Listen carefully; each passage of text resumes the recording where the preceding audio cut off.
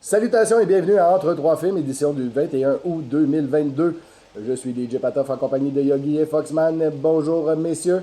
Salut! Au programme au cours de cet épisode, un peu de notre semaine, les sorties à surveiller, nos coups de cœur et aux nouvelles, un prequel à John Wick, le devancement d'un film et le retardement d'une série. En tout cas, c'est plus compliqué que ça.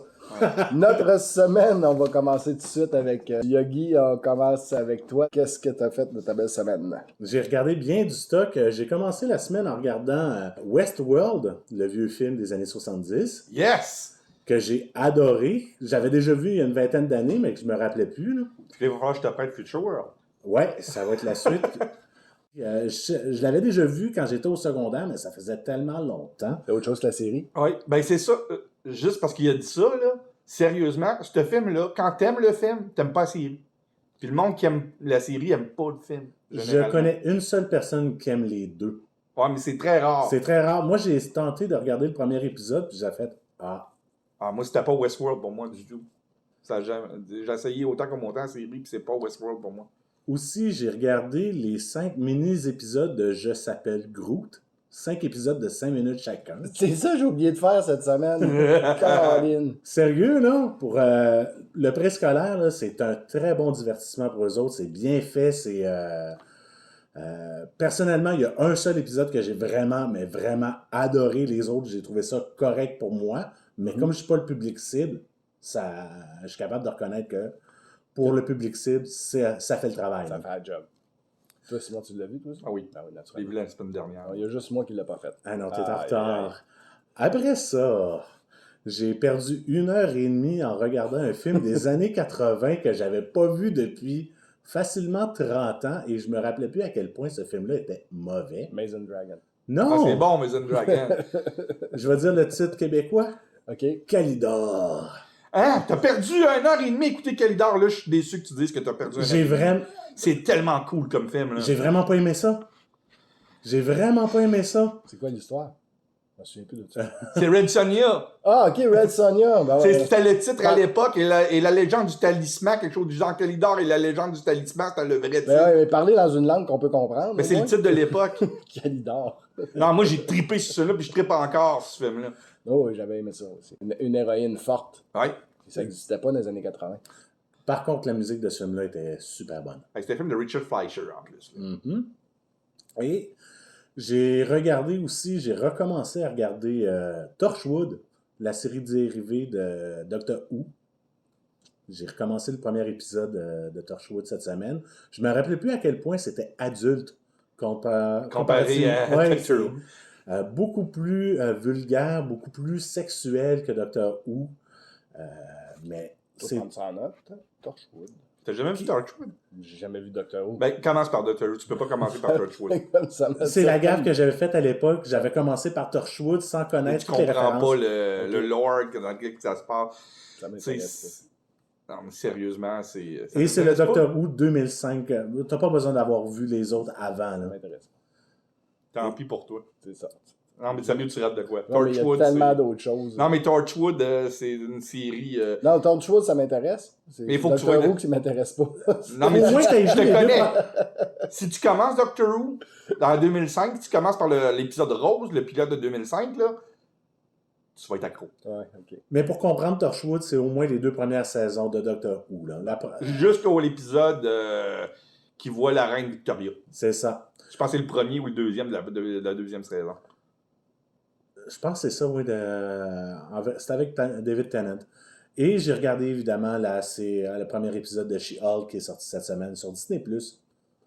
Hey, c'est rare, j'ai une grosse semaine comme ça. Hein? Ouais, t'en as plus que moi. Ah! T'as écouté plus de trucs que moi. Et j'ai eu une semaine de malade. J'ai écouté un film de 6 heures, par exemple. ça équivaut. De mon côté, vous allez comprendre comment c'est que c'est surprenant que je n'aie pas regardé Groot, parce que mon premier film que j'ai regardé cette semaine, c'est Pound of Fury, The Legend of Hank, avec les voix de Michel Cera. Michael Cera, ça va bien, je l'ai écrit en français. Oh boy. Samuel L. Jackson, Ricky Gervais, Michael Young, Jim Henson et George Takei qui jouent dans ce film-là aussi. Oh my! Puis, naturellement, la légende vivante Mel Brooks, qui est un espèce de remake, dans le fond, de Blazing Saddles, pour ça que Mel Brooks est là. Ouais, on en avait parlé quand le film était sorti. Là. Donc, je l'ai regardé, j'ai bien aimé. C'était pas... c'est parfait pour les enfants, à voir, surtout avec ses enfants. Je veux dire, Ouais, si t'aimes ça, je vais t'acheter un t-shirt à Universal. Sinon, j'ai écouté aussi Sonic the Hedgehog 2. Tu l'avais déjà vu, toi? Non, j'ai juste vu le premier. Moi, Ok, je l'ai vu. T'as vu le deuxième? J'attends qu'il arrive sur Prime pour le regarder. Faut réécouter le premier. Ouais. Si tu as le choix là, de te les deux. Il est pas si pire, c'est une bonne Non, c'est suite. pas mauvais. C'est une bonne suite. Il est C'est pas à la contrairement à hauteur. des suites qu'on a de ce style Ouais. de film-là. Il est supérieur à toutes les suites des Mortal Kombat 2 puis des films des Resident Evil de ce monde. Il est supérieur à tous les films des suites de films de jeux de vidéo. Là. Oui, quand même, avec James Marsden, Jim Carrey et Idris Elba. Quand même, bon petit film pour les enfants à voir. Après ça, Bad Guys, que j'ai regardé juste avant que vous arriviez. J'ai été bien impressionné par celle-là, par contre. Vraiment, là, j'ai bien aimé. C'est un dessin animé de 2022 avec les voix de Sam Rockwell, Aquafina. Je sais bien que toi, tu ne traites pas sur Aqua. Elle me tombe ses nerfs. Zazie Betts. Elle me tombe pas ses nerfs. Craig Robinson et Mark Maron. Le film s'appelle Les Méchants en québécois ou Les Bad Guys en français. C'est l'histoire d'une bande de 5 malfrats. Un loup, un requin, un serpent, un piranha, une tarentule. On s'entend que c'est pas les animaux les plus aimés. Donc, on commence comme ça, puis ils décident de partir d'une certaine manière en étant méchants. Puis avec le film, ça devient des bons et gentils. Grâce à la gouverneure qui est une renarde. Dit de même, ça fait bizarre un peu, mais dites-vous que le film, c'est pas tout à fait ce que vous vous attendez en regardant le film. Quand même, il y a des bons rebondissements.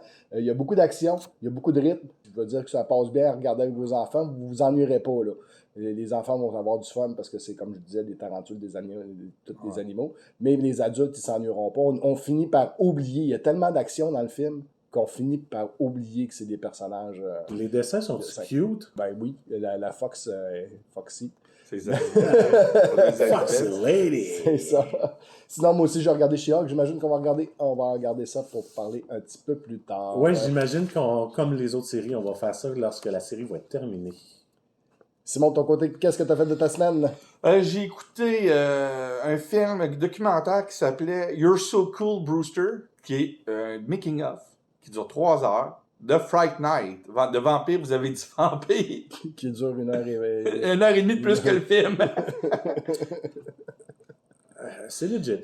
Non, mais c'est vraiment bon comme documentaire. J'ai vraiment trippé là-dessus. Ensuite de ça, comme tout le monde, j'ai écouté She-Hulk, qui m'a permis d'écouter Hulk de Norton, et j'ai écouté Infinity War puis Endgame pour le fun, puis j'ai écouté Avengers aussi.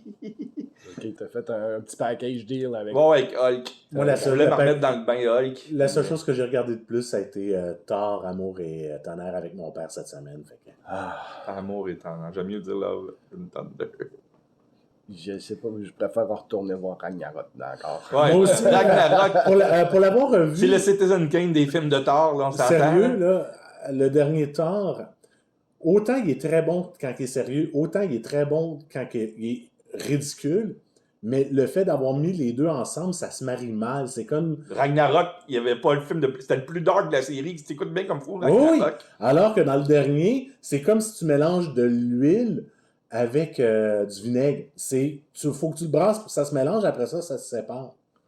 Parce que quand il est scellé, le nouveau, il est très scellé. Tandis que Ragnarok, quand il était dark, tout le côté, l'histoire d'Ella, il n'y a rien de plus dark que ça dans l'MCU. C'est très, très dark, l'histoire d'Ella. Ouais. Puis quand ils sont comme gladiateurs, puis ils disent « c'est mon ami du boulot », le silly puis le dark se mélangent bien, mais dans Love and Thunder, on dirait que ça colle pas. Non, c'est ça, la sauce n'a pas pogné.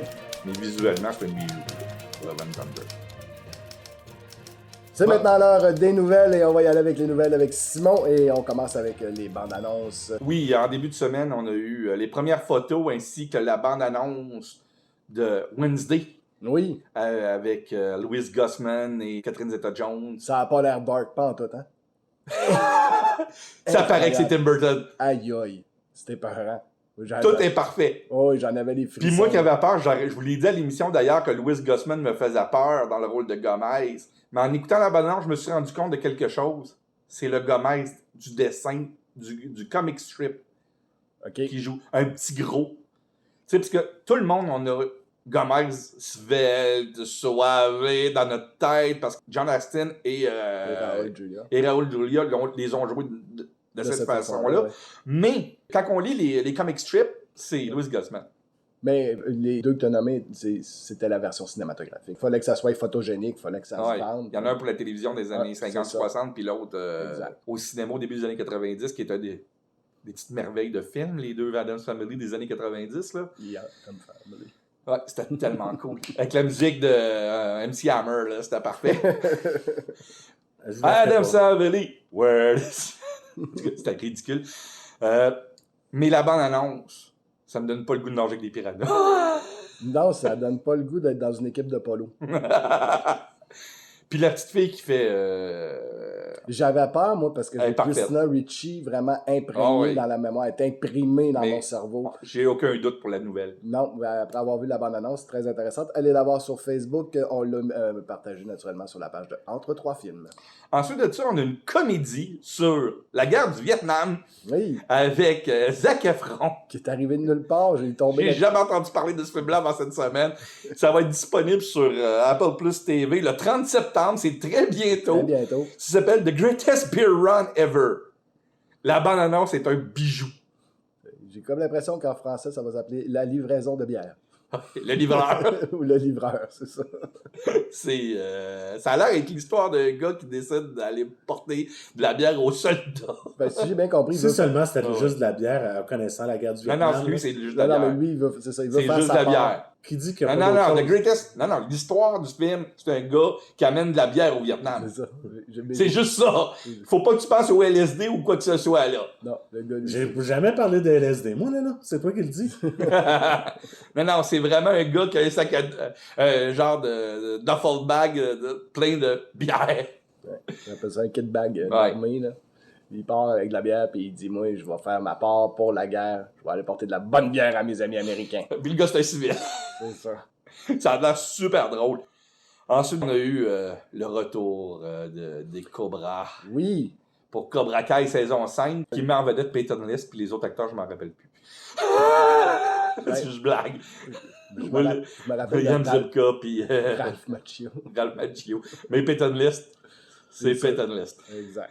Non, mais sérieusement, c'est une des bonnes séries qui font exactement ce qu'on parlait, moi puis toi, l'autre fois. Là, ils sont capables d'amener du nouveau Avec en du vieux. respectant les vieux fans parfaitement. C'est ça. Quand c'est bien fait, c'est magique. Et quand c'est mal fait, C'est pénible. Star Wars. Ou Star Trek. Non, c'est Star Trek ou Star Wars, J.J. Abrams. Ah, Non, non, même Discovery. Star Trek Discovery? Discovery, Picard. Picard, c'est une insulte. Les 2 premières saisons est une insulte aux vieux fans.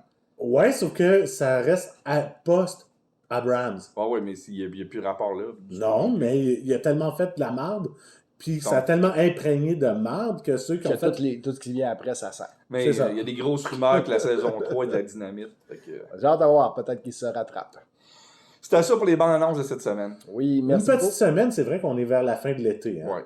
On a un prequel pour John Wick qui s'en vient. Oui, la série qu'on avait entendu parler il y a 1 an et demi, 2 ans, qui s'appelait The Continental, mais on n'avait jamais entendu parler après. Peacock ont acheté les droits de Lionsgate pour la présenter. La série Continental va être diffusée sur Peacock en 2023. Et la grosse nouvelle, c'est qu'elle va mettre en vedette Mel Gibson. Mel Gibson. Oui. Martin Riggs, The Little Weapon, là, Mad Max en personne. Le retour peut-être sur la sellette parce qu'il avait été comme un petit peu tassé. Oui, mais là, il y a un film en réalisation qui s'en vient, qui est en préparation en tant que réalisateur que je veux voir absolument. Ouais, c'est un méchant réalisateur. Là. Oh, oui. Ouais, On mais peut pas y enlever. c'est juste pour vous te dire, c'est quoi le film? I'm too old for this shit. Ah ouais, il revient pour ça? Ouais, ils reviennent pour ça, parce que c'était le film que Richard Donner travaillait dessus juste avant sa mort. Puis, son lit de mort, il aurait demandé à Mel Gibson, réalise-le. Ok, finis-les pour moi. Ouais. Le 5e de la série. Ouais. Bon. Les voir à l'hôpital au CHSLD, les deux ensemble. On va manger du manger mou. Ils sont trop vieux pour ces conneries-là. Ouais. Il va savoir du C4 dans le jello. Après, la passe dans la toilette, ça va être quoi, là? Ouais. Ça va être, Voyons, ça Rick, va être ça- une autre explosion dans la toilette. Ça va être facile d'essayer de te suicider, là. T'as rien qu'à te dépluguer. Il va y avoir des jokes de diarrhée. Ouais. Ça se peut. Ils ont déjà fait des jokes de marde, hein? Ah, je sais, c'est Des pour ça que jokes de je dis ça. caca, ils étaient reconnus pour ça, autres. Fait que The Continental sortira, qui est une préquelle à John Wick, puis il y a des grosses rumeurs que Mel Gibson va jouer une version plus jeune du rôle de Ian McShane. Ah, ça va être à voir. Oui. Comme à chaque semaine, malheureusement, on doit souligner le départ d'une personne d'importance au niveau du cinéma. Et cette semaine, c'est Wolfgang Peterson. Oui, Wolfgang Peterson nous a quittés cette semaine. Le gars qui avait été reconnu au début des années 80 avec un chef-d'œuvre. Puis c'est pas un petit mot à dire, c'est vraiment un chef-d'œuvre Et avec Das Boot. Ouais. C'est pas l'histoire sans fin. Non, son vrai chef-d'œuvre, Non, C'est Das vraiment Boot. c'est Das Boot. J'ai écouté la version de 6 heures cette semaine. Quand j'ai su qu'il était décédé, j'ai écouté ça, puis après ça, j'ai écouté In the Line of Fire, qui est son plus grand film américain. Mhm. In the Line de... Oui, qui est un excellent film aussi. La ligne là. de mire, c'est son Non, mais meilleur c'est des film films qui américain. mettent dans une espèce de... Il rendait crédible Clint Eastwood dans In the Line of Fire en étant vieux et en étant badass. Aussi, pour les plus jeunes, comme tu disais, il avait créé quand même un univers assez intéressant. En adaptant le roman. La première partie du roman, Ouais. l'histoire sans fin, là, parce que la deuxième partie, on n'en parle pas de la suite. Là. Ben, c'est même pas basé sur la deuxième partie du roman, le deuxième film, anyway. Ça aurait dû. Librement. Aïe, aïe, mais aïe. vraiment librement. Les personnages qui apparaissent par-ci par-là. Là. Puis le troisième, on n'en parle même pas. Ah non. Je l'ai-tu déjà vu, celui-là, le troisième? Ah, il y a Jack Black en méchant. Commande. Non, j'ai pas vu. Puis Wolfgang Peterson, c'est un réalisateur allemand qui s'est fait connaître aux États-Unis par Das Boot, à cause Das Boot était juste un film phénoménal. Ouais, extraordinaire. C'est incroyable. Le film, c'est... Si vous n'avez pas vu Peu le importe bateau... peu importe la version. Oui, la version courte, à ne pas voir, par exemple. Parce que tu as le Director's Cut, tu as 3 montages du film. Tu as la version cinéma américaine, puis tu as la version Director's Cut, qui est la version européenne cinéma. Ensuite de ça, tu as la version télé, qui dure 6 heures. OK. Parce que le film coûtait trop cher à l'époque pour les studios Bavaria. Puis il avait fait une entente avec la télévision nationale allemande pour avoir de l'argent. La télévision allemande a dit « Tournez plus de scènes, puis mais qu'on le diffuse genre à 85, 86, 87. Ah, ça, c'est On épisode. va le mettre en long. OK. Puis il va y avoir plus. Mais la version télévision est vraiment la meilleure version à écouter. Parce que là, on voit vraiment les gars devenir de plus en plus blêmes, plus que le film avance. Il avait réalisé aussi en 85 Enemy Mines avec C'était Louis Gossett Jr. excellent. puis Dennis Quaid. Et c'est pour ce film-là que Louis avait gagné son Oscar. Non, Non? mais non. Officer and Gentleman, peut-être? Je suis dans les patates. Non, sérieusement. Enemy Mines, Enemy un Mines, c'est- film à voir. là. Oui, qui est basé en partie sur une vieille nouvelle. Ils disent que c'est basé sur un roman, mais ce roman-là est copié sur une vieille nouvelle de science-fiction, OK. que d'ailleurs avait été adaptée pour la première fois en 1980 Mais à ça- la télévision. Je te dirais que ça aurait pu être une nouvelle écrite sur n'importe quel soldat Ah oui. de la planète Terre. Ouais, ça peut être un Allemand puis un Français, Ça- ou whatever. là. C'est ça, ou un Vietcong avec un Américain. Américain. C'est n'importe quelle guerre aurait pu avoir ce genre d'histoire-là où ce que les deux personnages principaux se retrouvent pris ensemble et doivent collaborer. Ouais. C'est un très, très, très bon film. Que ce soit un film de science-fiction ou un film à prendre juste pour le message, c'est excellent. Par ceux qui sont rebutés du fait que c'est un film de science-fiction passé outre. Ouais, c'est ça. Vraiment, regardez ce film-là. Regarde, moi, j'ai regardé ce film-là, là, j'étais au primaire, dans les années 80, il venait juste de sortir. Donc, ça fait quand Mais même... tu t'en rappelles. Je me rappelle de simples images. Mickey Mouse! Je me rappelle que c'était... Il y avait une poésie dans ce film-là. Oh oui. Que j'en parle, j'ai des frissons, puis ça fait Là, au-delà tu de l'écoutes, 30... là, tu Oui, l'écoutes. ça fait au-delà de 30 ans que je l'ai vu, ce film-là. Il avait commencé sa carrière américaine avec justement Enemy Mine. Mhm. Ensuite de ça, il avait réalisé Shattered, qui est un très grand film Hitchcockien, peut-être un des meilleurs films Hitchcockiens qui a été fait après la mort d'Hitchcock, qui s'appelle Trouble en français, qui met en vedette Tom Berenger, Bob Hoskins puis Greta Scacchi. C'est un petit chef-d'œuvre. Ensuite de ça, il avait fait le très grand classique In the Line of Fire. Puis il avait fait une lancée de grands films des années 90, c'est là qui était le plus prolifique. Il avait fait Outbreak avec Dustin Hoffman, il a fait Air Force One, le Die Hard sur l'avion Dans présidentiel. l'avion. Là, c'est Harrison Ford qui joue à John McClane. C'est ça. C'est Harrison Ford qui joue le président des États-Unis. C'est Gary Oldman qui joue le terroriste. Il avait fait 3 au début des années 2000.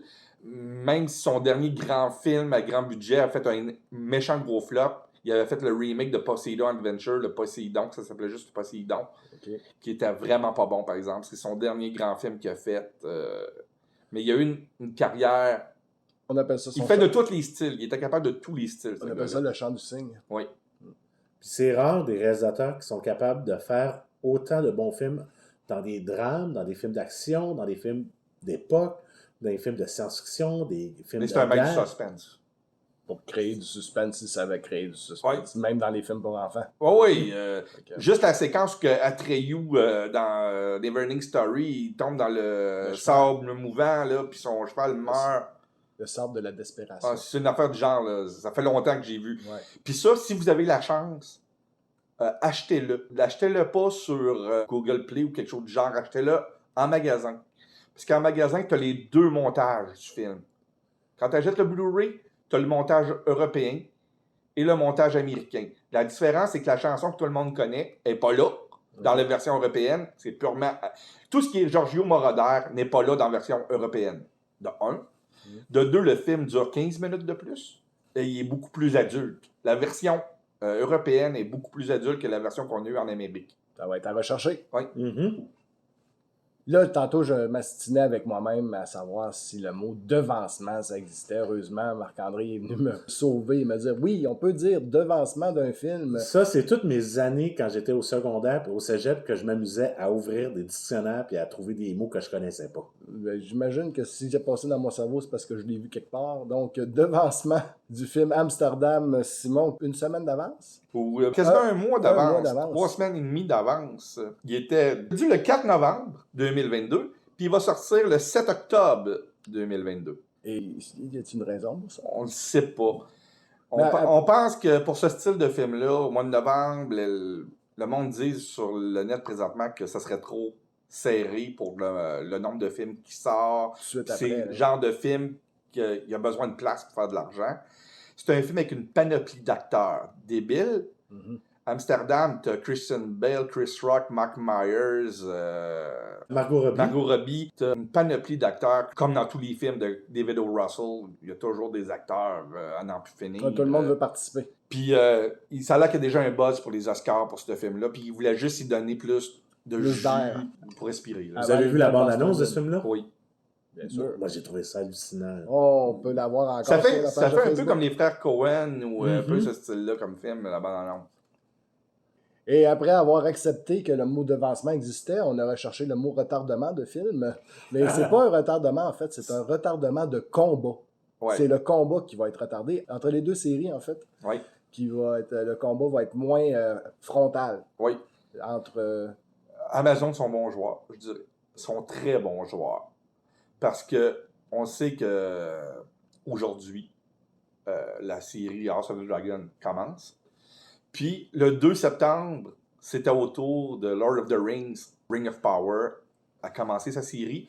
Ils ont décidé de présenter 2 épisodes cette journée-là pour pouvoir finir une semaine avant l'autre, puisqu'il y a moins d'épisodes dans Ring of Power, pour finir une semaine avant l'autre, pour que les deux, c'est qu'est-ce que les dirigeants d'Amazon ont dit, pour que les 2 séries aient le temps de shiner, parce qu'ils veulent pas se combattre une envers l'autre, ils veulent que ça soit comme une lettre d'amour à la fantasy. Il dit, c'est rare que 2 projets de fantasy qui sortent de front, puis c'était même pas voulu, ça a donné ainsi, c'était même pas genre on va se battre pour les sortir en même temps. Ça a donné ainsi, même que quelques semaines plus tard, il y a Willow qui va partir aussi sur Disney+. C'est vrai, j'oubliais Willow. Fait que c'est vraiment un moment charnière présentement pour les histoires de fantasy à la télévision. Mm-hmm. C'est du jamais vu, autant de séries de fantasy. C'est d'ailleurs une série vraiment de fantasy, c'est assez rare de toute manière. Là, on va en avoir 3 coups sur coup. Puis les 2 plus grosses vont se donner une semaine de jeu entre leurs 2 finales. On a eu Conan. La série, c'était mauvais. Puis on a eu l'autre, le dérivé avec Xena. Ouais. Il y a eu Hercule, Xenia, le jeune Hercule avec Ryan Gosling dans le rôle d'Hercule. Les yeux que tu as levés au ciel dit tout de la qualité de ces genres de fantasy-là dans ces années-là. Là, ce coup-là, on est dans un autre Hercule monde. et Xena, c'était pas produit par... Universal. Comment il s'appelle donc? Sam Raimi était pas Il était dans les producteurs, mais c'était... un chèque de paye plus que d'autres choses. Là. Pour permettre à son ami Bruce Campbell d'avoir un caméo une fois de temps en temps. Ouais. Et comme disent les Américains, là, présentement, c'est un whole new ball game. J'ai vraiment hâte de voir ces 3 séries-là. Ça va être bon. Merci pour les nouvelles, Simon. On va maintenant y aller avec les sorties à surveiller. Marc-André, je me tourne vers toi et on a quand même une couple de films au cinéma. Oui, on a quelques films. On a L'Invitation, un film d'horreur avec Nathalie Emmanuel, que Simon t'avait... J'ai tellement hâte de voir ce film-là. Là. C'est un film de vampires. J'adore les vampires. Oui. Puis Nathalie Emmanuel, on s'entend-tu qu'elle Ça, est... c'est cette semaine, ça sort. Qu'elle est Le très 26. le fun à regarder. Après ça, il y a Breaking avec John Boyega, qu'on a vu dans Star Wars, la dernière trilogie, qui jouait Finn. Moi, il me semblait que son nom me disait quelque chose. Et Attaque de bloc.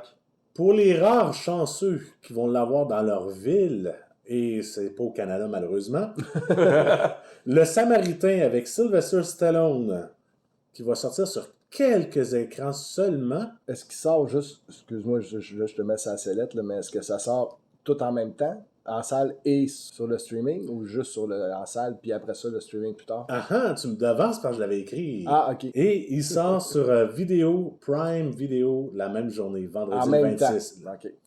J'imagine que la sortie des salles, c'est pour les radis ou les Oscars, selon la qualité du film. Ça va être à voir. On connaît Sylvester Stallone, c'est un peu louface, hein? Mhm. Ah, il a fait Stop à Maman Will Shoot. Fais attention. Mais il a fait Rocky. Il y a aussi le film français C'est magnifique de et avec Clovis Cornillac. Qu'on connaît surtout pour certaines personnes dans Brise de Nice, et Oui. pour d'autres pour avoir joué Astérix. Ouais, celui qui avait repris le flambeau après que Clavier Avec avait... la vie, il dit, ben, c'est fini pour moi. Ouais, c'est la dernière sortie en salle avant que je commence pour le numérique. George Miller, celui qui a fait les Mad Max, sort 3000 ans à t'attendre avec Idris Elba et Tilda Swinton. Puis ça a vraiment l'air sauté comme film. Ouais, mais c'est un film de George Miller, c'est sûr que c'est sauté. J'adore George Miller. C'est fait pour. Côté numérique cette semaine, 2 sorties à surveiller.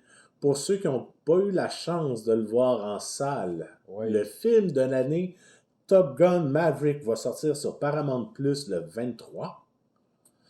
Et j'ai hâte de voir qu'est-ce que ça va donner sur un petit écran. Ça va être moins bon, c'est sûr. Ça va être vraiment moins bon. Ouais. On a déjà la date de la sortie DVD Blu-ray qui va être le 1er novembre. J'ai hâte de ça parce que j'ai pas Paramount Plus.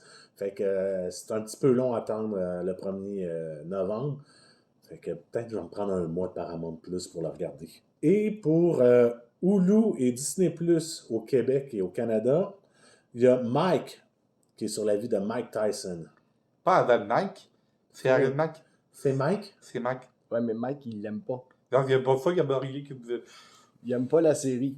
Il a Ouais, fait mais- une sortie. Comme on pourrait dire, dans le fond, c'est parler de nous en bien, parler de nous en mal, mais parler de nous. Ouais. Mike s'y sort des médias pour dire ne regardez pas la série, c'est pas bon, il comprend pas.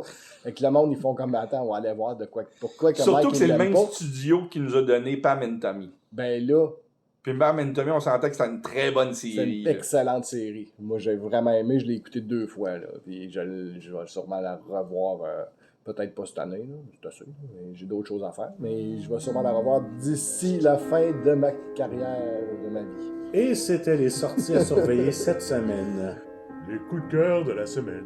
Merci beaucoup Marc-André. On y va maintenant avec nos coups de cœur. Et c'est toi qui as l'honneur déjà, Marc-André, d'y aller avec ton coup de cœur de la semaine. Avant de dire c'est quoi mon coup de cœur, j'ai un texte à lire. Faudrait que je trouve la bonne page. Je l'ai mis en Attachez dessous. vos trucs, ça va être de la poésie, les enfants. Surtout que ça vient pas de moi. Donc, j'ai trouvé la bonne page. Juste pour dire, j'ai levé des feuilles. L'enfance croit ce qu'on lui raconte et ne le met pas en doute. Elle croit qu'une rose qu'on cueille peut attirer des drames dans une famille. Elle croit que les mains d'une bête humaine qui tue se mettent à fumer et que cette bête en a honte lorsqu'une jeune fille c'est ça. habite sa maison. Elle croit 1000 autres choses bien naïves. C'est un peu de cette naïveté que je vous demande et, pour nous porter chance à tous, laissez-moi vous dire 4 mots magiques, véritables, Sésame, ouvre-toi de l'enfance. Il était une fois. T'as repris le texte du début. J'ai lu le texte du début du film. Ah, t'as pas eu de la misère à le déchiffrer tellement qu'il est mal écrit? Non, je suis allé chercher sur Internet. Ok, parce que c'est horrible comment il est écrit dans le film. C'est écrit... Excusez, pendant qu'il le disait, je veux rien dire que pendant qu'il le disait... On s'en est rendu compte. que... Je pense que même les auditeurs, à force de frapper sur le micro puis sur les fils, que t'étais heureux. On s'en est rendu compte c'est que débile. tu l'avais trouvé. Et c'est Dans quoi? le film, c'est écrit de la main de Cocteau, Jean Cocteau. Je vous parle cette semaine d'un film de 1946, un conte avec Jean Marais, La Belle et la Bête. Bien sûr. Sérieux? Quel film! Quelle performance d'acteur! Tous les acteurs de ce film-là, du troisième rôle à Jean Marais qui joue deux rôles, qui joue la bête et l'autre que, là j'ai un blanc de mémoire parce que je ne l'ai pas noté, c'est Valence, si je me rappelle bien, quelque chose du genre. qui est capable de jouer autant la bête, même s'il y a un costume sur lui, même s'il y a un immense masque, tu sens juste dans ses yeux toute la douleur que la bête vit. C'est considéré comme le meilleur film de fantasy de tous les temps en passant. Oui, et je devais en parler parce que j'ai regardé ce film. J'ai vu que mon père avait ce film-là distribué par Janus Film, qui est la même gang que Criterion. Et sérieux, je voulais voir ce film-là depuis le temps que j'en entendais parler. Je voulais sortir d'un film de science-fiction, un gros film. Je voulais vraiment aller dans un classique du cinéma cette semaine. Je voulais vraiment aller dans quoi qui, dans le champ gauche, là, sérieux, c'est avoir la filmographie. Même si c'est un film en noir et blanc, le dégradé des couleurs à l'intérieur, c'est magnifique. Les scènes autant intérieures qu'extérieures, le fait que beaucoup d'éléments de décor, c'est juste des mains qui bougent, qui ont de comédiens qui étaient de l'autre côté, de voir les portes ouvrir et fermer tout seul. Comment ils ont fait ça en 1946? Voir certaines superpositions d'images, voir tout l'imaginaire qu'il y avait à l'époque. Tu n'avais même pas besoin d'avoir les effets spéciaux qu'on a aujourd'hui par ordinateur. Ils réussissaient à faire ça. Et en plus, tu as un texte de la mort, un excellent texte, j'en parle, j'ai des frissons. Et des comédiens, un jeu d'acteurs de tout le monde. Autant les deux sœurs de Belle qui sont vraiment détestables, mais détestables, sont justes. Et à part Jean Marais, les autres acteurs qui sont à l'intérieur, je ne les connaissais pas. Et pourtant, là, tu vois vraiment que c'est des acteurs qui viennent du théâtre, le théâtre français, qui est tout autre que notre théâtre québécois dans le style de jeu. On sent vraiment le côté classique du jeu et ça amène vraiment une émotion à un autre niveau, là. Alors, c'était une autre époque. C'est un des films les plus remarquables que moi j'ai vu dans ma vie personnellement. Puis chapeau à toi d'avoir choisi ce film-là comme coup de cœur de la semaine. Là. Puis à ne pas voir le remake de Christophe Gans avec Vincent Cassel et Léa Seydoux. Ça s'est pas bien passé. C'est un remake direct du film de Cocteau. Et c'est à ne pas voir. Et si je me rappelle bien, la première idée de la bête, si je me rappelle bien, c'était un cerf et non pas un lion qui avait... et je me rappelle plus si c'était Jean Marais qui avait dit non, on va faire un lion à la place. Et sérieux, là, c'est un film à voir. Et à Pensez! voir. En tout cas, toi, t'aimes Henri Alcaline, hein? T'as trippé sur Wings of Desire, Ouais. qui est le même directeur photo qui a fait La Belle et la Bête. Ouais, et tu t'en es remarqué quand on a eu notre tournage les dernières semaines, comment je suis beaucoup plus photographe que caméraman, que je trippe sur les angles, Ouais. sur les Ouais, angles et je tout suis le ça. Et oui, regarde, j'ai plus de mots, là. Je suis Ouais, plus capable. T'as raison. J'ai aucun mot, je suis ému, là. J'ai Non, juste t'as hâte raison. de le revoir, ce film-là. Et même, J'ai je déjà vu en le dis, là, salle, puis... même si c'est un film de 46, c'est un film d'une autre époque, une autre lenteur, c'est une autre dynamique. Il faut voir ce film-là au moins une fois dans sa vie. C'est juste pour se déstabiliser une fois de temps en temps, le voir un film voir du cinéma. Nous autres, à notre âge, moi puis Pat, on est chanceux puis qu'il passait souvent à Radio-Canada à la télévision quand on était jeunes.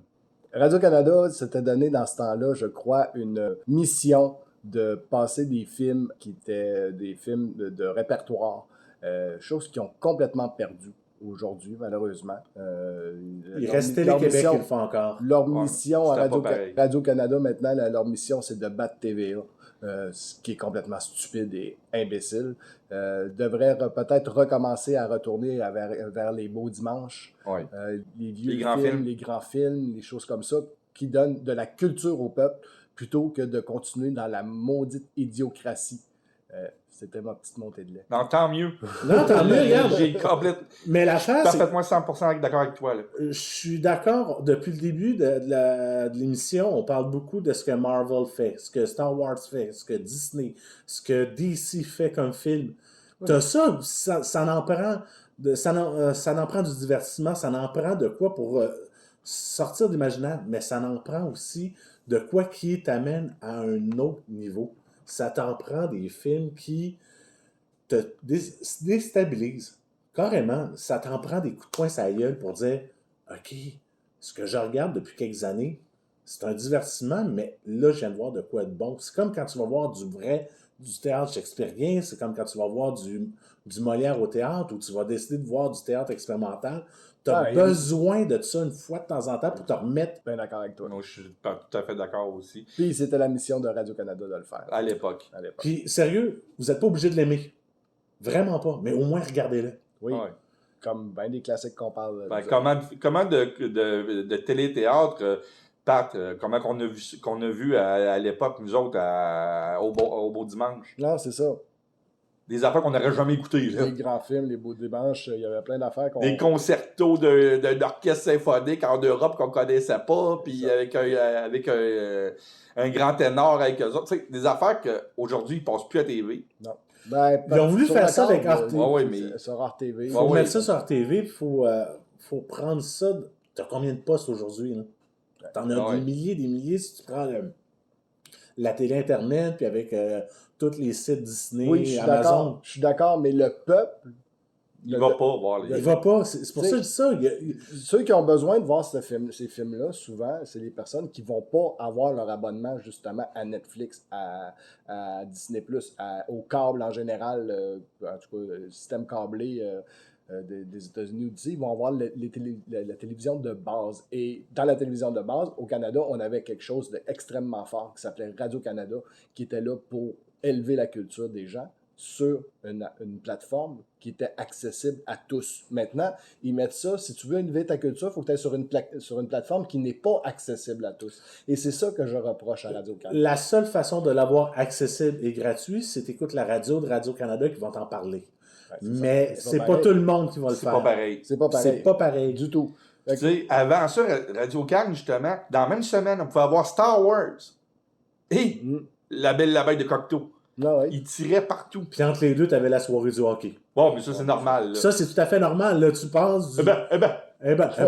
Mais tu penses vraiment... C'était ça le mandat de Radio-Canada. Là, on détourne du film. Non, là, mais il faut en parler. Il faut en parler, puis ça donne déjà l'émission, puis c'est correct. Mm-hmm. Puis je suis content que tu aies pris ce film-là. Sérieusement, là, Marc-André, chapeau à toi. Là. Sérieux. Ça faisait quelques semaines qu'il était sur ma liste de films à regarder. Bon. Maintenant, c'est fait. Il me reste juste à le revoir une deuxième fois. De mon côté, mon coup de cœur, c'est quelque chose qui s'est terminé cette semaine que j'ai parlé depuis le début de la saison. C'est Evil. Qui a fait sa dernier épisode. Ça fait combien de fois que c'est ton coup de cœur? incroyable. Non, ça n'a jamais été mon coup de cœur. J'en ai parlé souvent. Mais là, c'était la dernière de la saison. J'attends la saison 4 avec impatience déjà. Je suis comme, ça se peut pas que ça arrive pas bientôt. J'ai adoré ça. C'est une série à voir. Puis, étant donné qu'on a fait ça très long pour Marc-André, moi, je vais passer tout de suite à Simon. OK. Je sais pas si je vous en ai déjà parlé. Sur ESPN, produisent une fois de temps en temps une série de documentaires qui s'appelle 30 for 30. Je pense qu'on en a déjà parlé hors d'onde. OK. Ça, c'est une série de documentaires sur le sport qui est produit par ESPN.